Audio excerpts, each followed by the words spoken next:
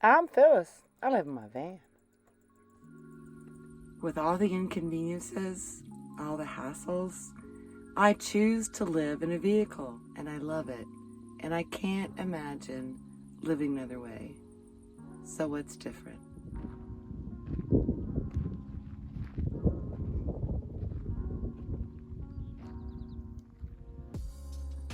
This topic occurred to me when I was talking to my son on the phone.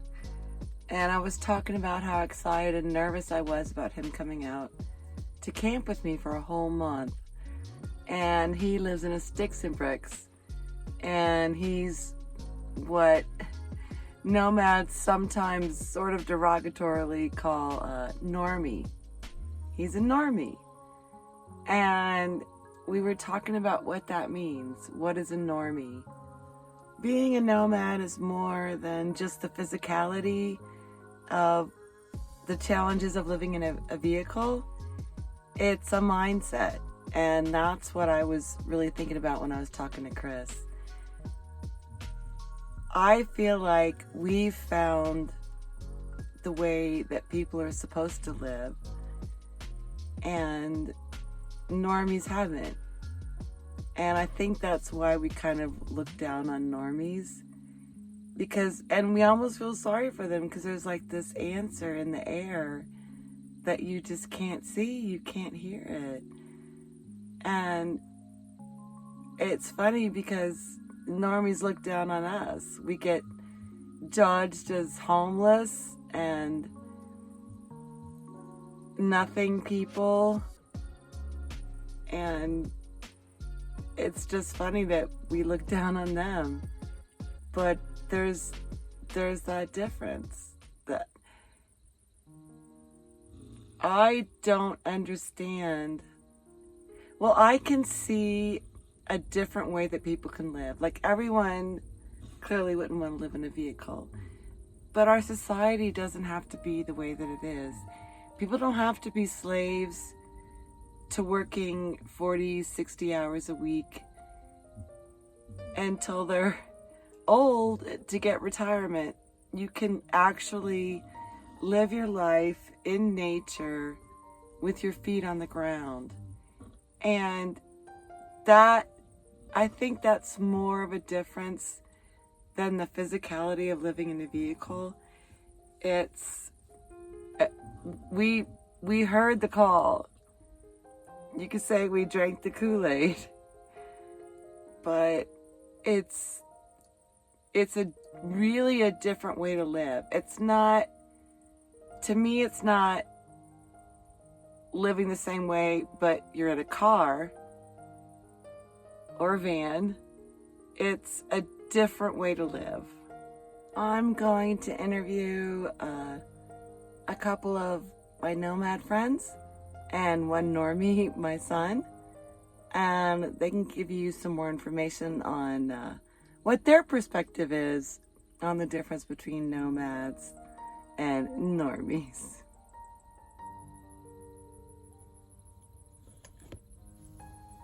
Who's a good boy? Is Buddy the good boy? Buddy is the good boy. Mommy loves Buddy. Mommy loves Buddy so much. Yes, Mom. So why do I live in a vehicle? I wanted to live a different way. I've always felt a little bit different, and I've always loved nature and being outside, and always, since I'd been young, looking for a different way to live. And when I saw one of Bob Wells' videos on a nomad, I just knew it was for me. It was the way I was supposed to live. But I love being able to move whenever I want to. I love being able to follow good weather. But honestly, mostly I love being outside and nature and not feeling tied down. It's such a wonderful feeling. To me, it's freedom from possessions, freedom from a house even. And I was blessed to have a house. But there are a lot of work, there are a lot of money, responsibility, and I just have a couple of bills I have to pay, plus food and all that stuff. But it's just easier. That part is easier. Everything else is hard. But I love all of that stuff I just said. There's something very interesting and profound, I think, that I've noticed since being on the road. I've mentioned this in previous videos that for years I'd felt like this connection with other people, like almost a physical connection. And I would say it to people and they'd say, "You're crazy." And I even started to feel like maybe it's not just people, maybe it's like all life. And since being on the road, more nomads than not feel that same thing. I was going to say believe, but you feel it. There's a connection between all living things on this earth. And not just people, but the plants, the trees, and, maybe the earth itself, rocks, inanimate objects, but we're part of this one whole thing. And you feel it when you're out here, when your feet are on the ground, when you're grounded. And if you've ever had that inkling before, you'd probably feel it out here. And I think that really means something. I think the way that our society and cultures now, it stops us from feeling that, from knowing it. There's this truth that's on the ground, and we've separated ourselves from it with concrete and glass and Starbucks and Target and Walmart and all those wonderful places. But that's not how humans were meant to live. That's not how we evolved. And I think the reason why everyone can't feel this thing that we feel out here is because of all that, because of the concrete. And once you're out here for a while, you just can't help but feel it. I'm here sitting with my son, Chris, the good son. He has his face off camera. He does not want to be on my channel really at all, probably, but is that right, Chris? Kinda. But he's a nice person and he loves his mommy, so he's here, but his face will not be on camera. So, Chris, we were talking even before you came out here about the difference between our lives. Right. The difference between being a nomad and a townie or a normie. Mm-hmm. Do you remember that conversation? Yeah. So there's a lot of differences, I think, beyond just the physicality of it, the way we live. I think it's a mindset. Have you thought about that at all? You've been out here for like 3 weeks. Yeah, I think you have to be a lot more aware of like everything, kind of. There's a lot of things you take for granted when you live in a house. Like what? Like water and having access to a grocery Running store. water. Yeah. Cuz like when you live in a house, you know where the grocery store is and you can get there pretty quickly if you need food, but if you're in a van and you're in the middle of nowhere and the Walmart's not, you have to plan ahead. Yeah, Walmart's like 3 hours away. Right. That you have to think about that. But running water is a big one, definitely. Yeah. That's something I think if you live in sticks and bricks, you really take for granted. Absolutely. Is flush toilets and washing your hands for 5 minutes. Yeah. You had to get used to that, right? You have to like use a minimal amount of water in my opinion, for everything. Yeah. Well, aside from that kind of stuff, have you thought about like why I would want to do this and why you would want to live in a house, and like what those differences are. Well, you get to see a lot of different things when you go around. I mean, you can go basically anywhere, and you've gone to all these, like, the forests and the deserts and the beaches and all that sort of stuff. You get to see a lot of things. I think the advantage to living in a house would be like the material things, obviously, but also just like consistency and having an address, all that sort of stuff. But and also like the people in your life is the people that are in your life. It's like the same group of people, because they're the ones that live in your town, your family. Yeah, and you see the same people every day, or right.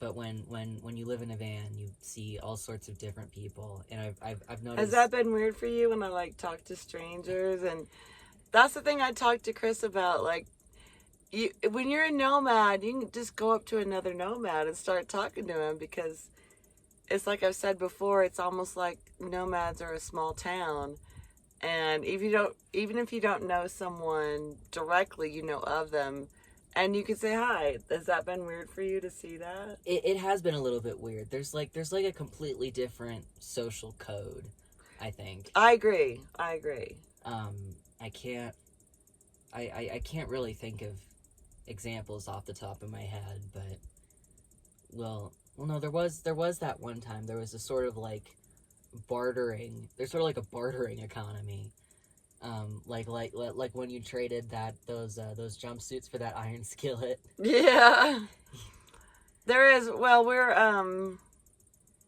it's typically you have to be frugal. I'm not saying there's not a lot of, well, I don't think there are that many nomads who have a ridiculous amount of money they can just spend on everything. There are people who are part-time nomads who have big RVs and they're snowbirds and stuff, but that's a different kind of thing. So we have to be frugal, and free piles are a wonderful thing when you're a nomad, right? You've seen some of the stuff I've gotten from free piles. Yeah, I said the other day that those free piles must go crazy, because she's got a good amount of stuff from them. Yeah, I do. Boy, I saw a compost toilet at my last, and I tried to go for it, but somebody beat me to it. But yeah, it's a great thing. Yeah. Have you thought about why people would choose to live this way instead of living in a house? I mean, besides, I guess that's not a good question. The only stuff I really know about that is what you said, like you said you felt trapped in the house, and like it was just a burden with the lawn and the property taxes and cleaning and all that sort of stuff. But still, it's a big leap to living in a vehicle, right, and carrying around your own water and not knowing where the next grocery store or gas station is going to be. Mm-hmm.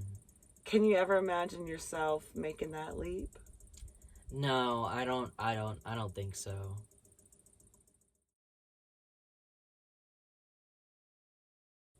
What do you think about being out here?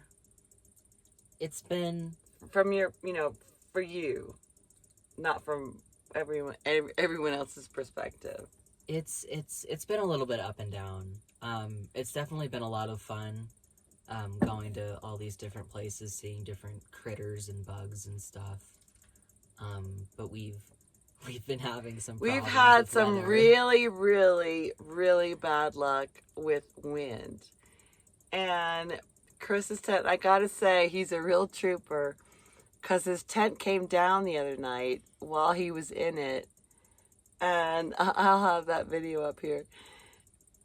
But he rolled with it. But I tried to make everything as smooth as possible for you for this trip. But I can't control the weather, unfortunately. Of course. But yeah, it shouldn't have been this bumpy. And we had that flat tire. We had to get towed from way up in the mountains down to Alamogordo. So it's been a little bumpier than I would have hoped. especially with the wind and the weather. And it's been cold, right?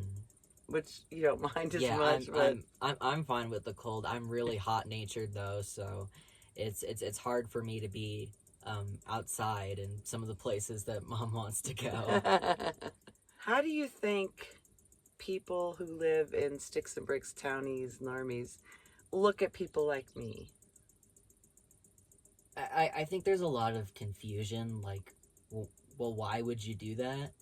Because, like, most people, I think, who live in houses just wouldn't enjoy it, and they can't really see why other people would. There's, like you said, you've experienced some, like, discrimination, like, Right. from like cops, because there's the people in vehicles are perceived as homeless, whether they consider themselves that way or not. Right. And, you know, there's a huge bias in our society against homeless people. Homeless people are illegal in the United States. I mean, Right. all these laws, whenever you see a park closes at 9 or whatever, that's so homeless people don't sleep there. So it's like homeless people are illegal. But, you know, they're not going anywhere. Yeah. Do you think that townies look down on people like me? Like we're less than they are because we live in a vehicle? I think it depends. I think it depends how you frame it when you explain it to them. Because if you But they've already judged us before they meet us. I know. That's but what prejudice is. They're not coming up to me and saying, I want to learn about you. I mean, some people do, but most people, it's just immediate judgment. Yeah, but I think it depends. I think there's some people, like it's very common for people to say, I want to travel, you know, I want to retire and travel, or I just want to get a remote job or whatever. So the idea of traveling is a very mainstream and popular one.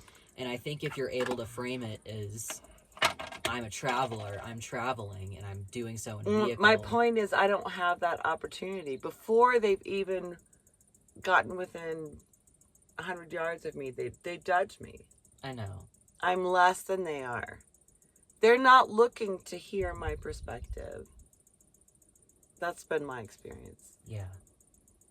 Or, I mean, I do get a little bit of different stuff because I have that big sticker on the side of that magnetic sign on the side of my van. Yeah. With a YouTube channel, so. Plus, I live in a high top van. I probably get judged less than people do who live in cars. Right. And there are plenty of nomads who live in cars. Right. And they're my brothers and sisters too. They're no different than I am. They just live in a different kind of vehicle. But I'm sure they get judged more, probably closer to homeless than I do. Yeah, I think that's what I'm sort of saying. I think the image of someone in their car is a homeless person who people are primed to look down upon, but and people might see it.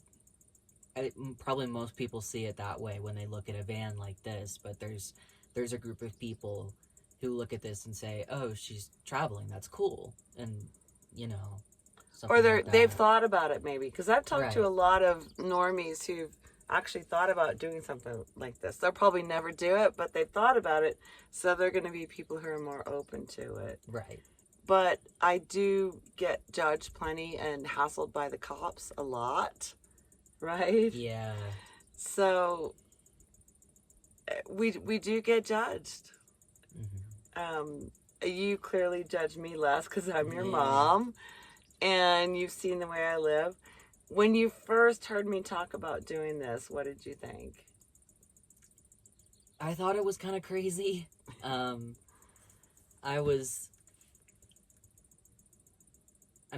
wanted her to do what makes her happy, you know, because she's my mom and I love her. But I was a little bit worried that, you know, I mean, it's in my mind, it was this huge thing, you know, to sell Big transition. Yeah, to sell your house and get Yeah, rid of all your stuff. We had a 1,300 square foot, 3-bedroom, 2-bath, two car garage house on a third of an acre. So it's not like Right. I was living in a efficiency apartment. I mean, I sold a house. Yeah, and I was really worried that she would regret it, and then once you've sort of I imagine that it would be hard to go back once you'd sold Sold your the house and house. got rid of all your stuff and bought a Yeah, I vehicle. got rid of a lot of stuff. Yeah. I sure did. We sure did. Mhm. Because I've got this great trip in Oregon planned for us next summer. I know. And And it won't be that as does sound windy. really cool. It won't be as windy. But I think it's probably the weather that was the most off-putting. Is that? Yeah, I think so. And I mean, I'm not sure. I don't think that's as accurate a reflection of nomad life because, like, she was telling me, if she doesn't like a place, she just Yeah. drives away. But I'm over here with The this giant tent. tent that Yeah. takes us a while to put up and take down. Yeah, this tent that you have to put up and collapse, and that has broken and half collapsed on its own. Cool. Well, Chris, thank you so much for talking to my viewers. Of course. You want to lean your arm over and say goodbye? There's something else you should probably say. Like. Bye, everyone. Like and subscribe. Like and subscribe. Thank y'all. Love you. I was talking to Chris before he even came out here about how different nomads are from like townies. And it's not just about the physical stuff, like, worrying about water or poop in a bucket or whatever. To me, it's more like a mindset. Yeah. And I think, like, since I've been on the road, I don't know if you want to call it feel more spiritual, but I feel, and I felt a little bit before that all humans are connected on the planet in some real way. And since being on the road, I feel that even more. And now I feel like all life on Earth is connected in some way, and maybe even inanimate objects. And like, to me, that's a result of living outside. So I just want to talk to you about your perspective on the differences between us and townies, or sometimes I call them normies. That's more kind of an insult, but it's more than just the way we live physically. So I just wanted your thoughts on that topic. Have you Oh thought about man. that in general? Yeah, actually I have a lot. And I think one of the biggest things I've noticed is what is important to them versus what has become important to me and what is not so important anymore. I don't have material things. I am free. I can pick up and do what I want when I want. And to be a part of the whole nature, the earth, we are Yeah. all a part of it. And just like this vibration, just it's so You hard to feel that too, explain. right? That connection. Oh, definitely connected. I feel so much more connected. I've never felt this connected before in my life to even just not even just the human race, but to the earth, to the plants, to the whole entire Mother Nature. Yeah, I feel like we're part of this one thing. Yeah. Oh, we That's cool. are. I don't think I've met a nomad who hasn't expressed something similar to that. Right. Do you think it's a distraction?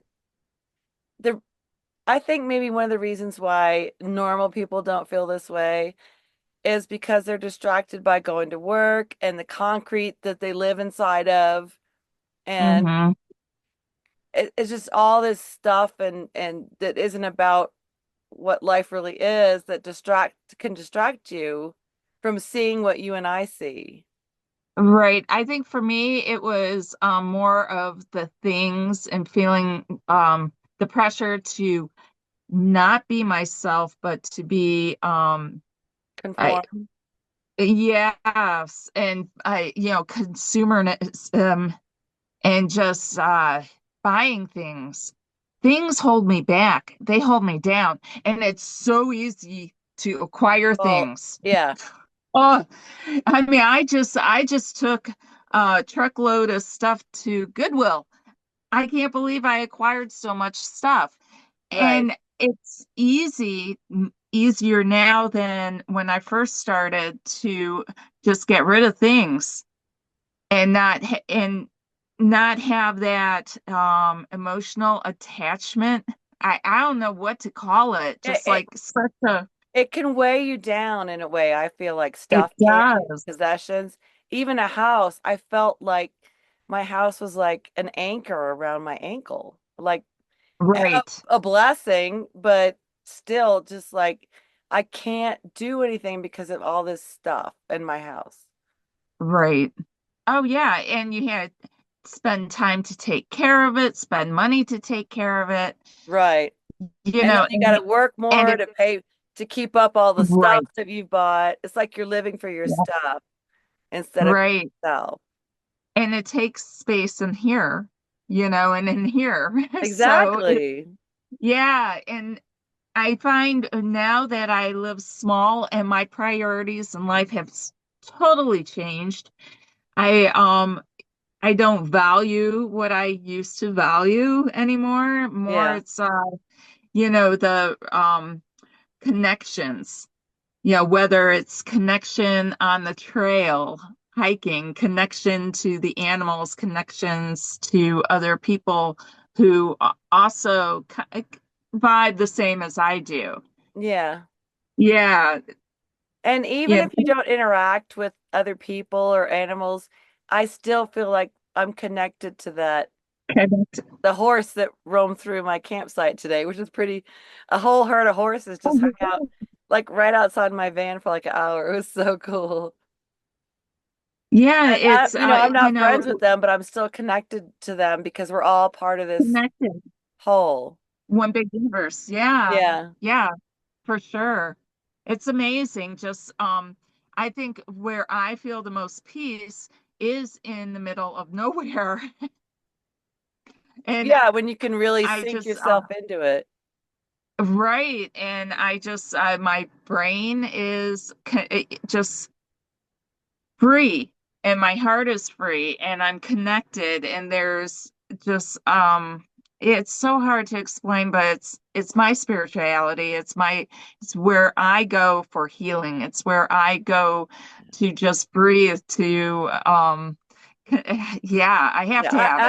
I think a lot of nomads have that same feeling.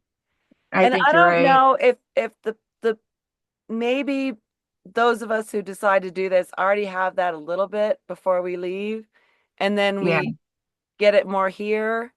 I don't know if people who never have felt that decide to go on the road. I'm not sure.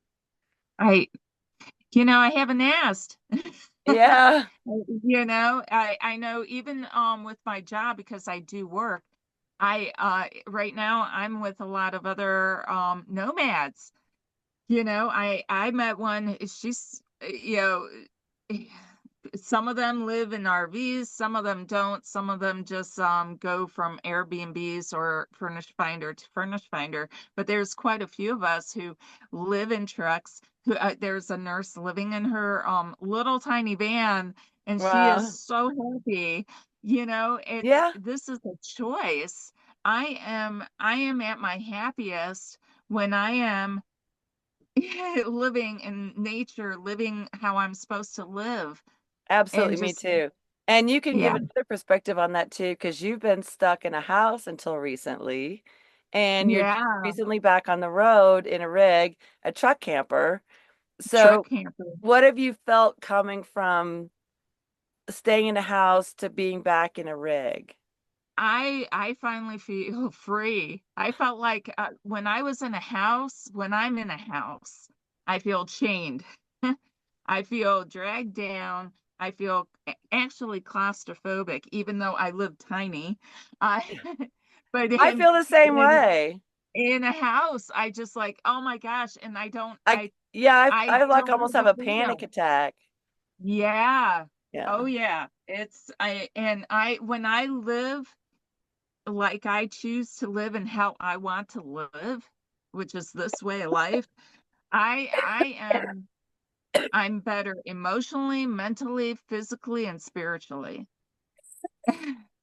We've talked about this before since you've left, but I think you Yeah. said you felt like more of yourself now that you're back in Yes. a rig. Oh my gosh, I feel so much better. Yeah, I mean, I my life, I feel clearer. The excitement is back in my life.